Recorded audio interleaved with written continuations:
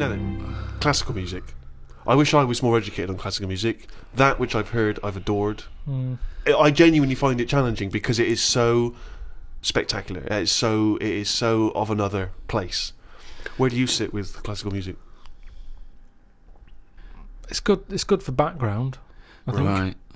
Right. See, I you know me. I like a song with a story, and there's nothing going on in them.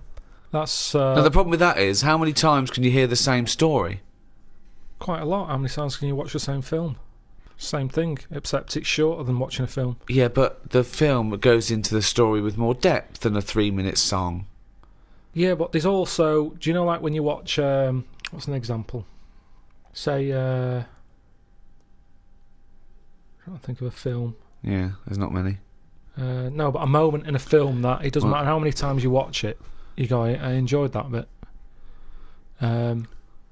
Godfather springs to Well, mind. say, no, over Christmas, On the Buses was on the movie. Oh, Jesus. You went with The Godfather, you went with On the Buses. I mean, Brando, Varney, I don't know which is better. It was the bit where, like, the toilet blows up after chucking a fag in. That's had paint in it.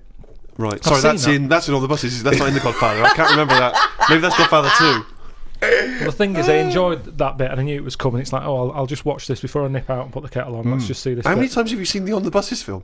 Probably about 4 or 5 times. Sure, why not? But all I'm saying is, music is there to sing over. No, it's not. Music is there to sing over. That's a ridiculous thing to say. Music does something to me. I don't know what it is. I don't know why a chord can say something to you. I don't know, mate. Gives you that feeling. I'm in awe of it. I'm in awe of musicians. Yeah. My favourite piece of music is a thing by Vaughan Williams. It's 5 variants of Dives and Lazarus, right? And there's a bit there where it hits this chord, and I can't listen to it when I'm away from home because I well up. It reminds me of everything. England, just it does something to me, and it does it on a level that I can't sort of quite understand. It's just immaculate.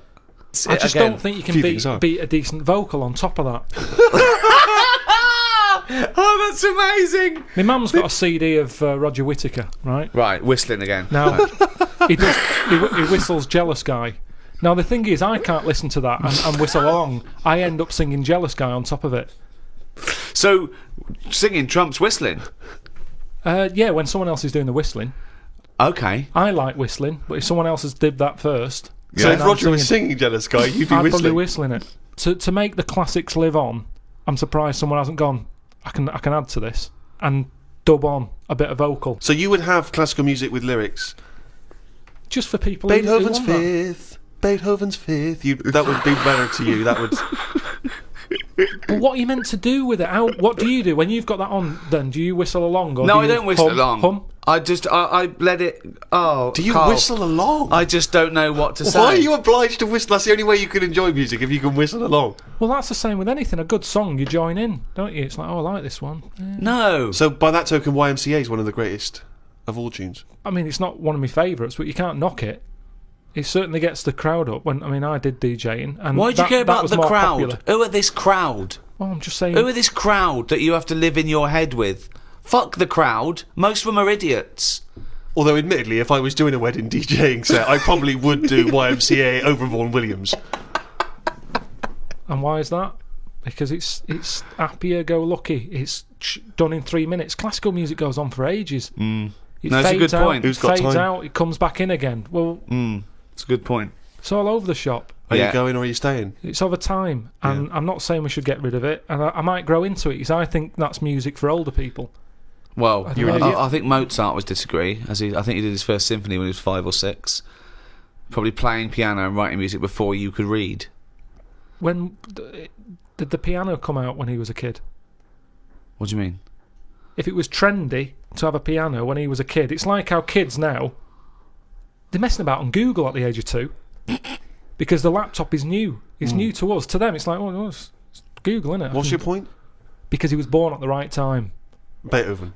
Yeah, he was No, born. Mozart. So you're saying Mozart. that all 3-year-olds around the time of Mozart were brilliant?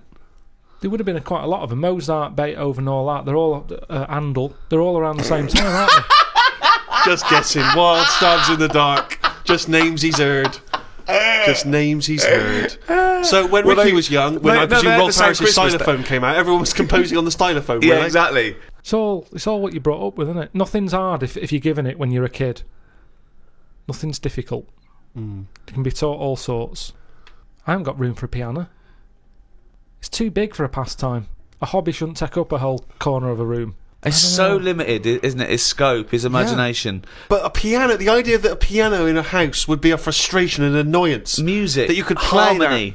But I'd worry about annoying other people with it as No, well. you don't. You whistle when you're playing Scrabble. You don't worry about annoying people at all. I'm sure people would rather have gentle piano music in the background than squirm.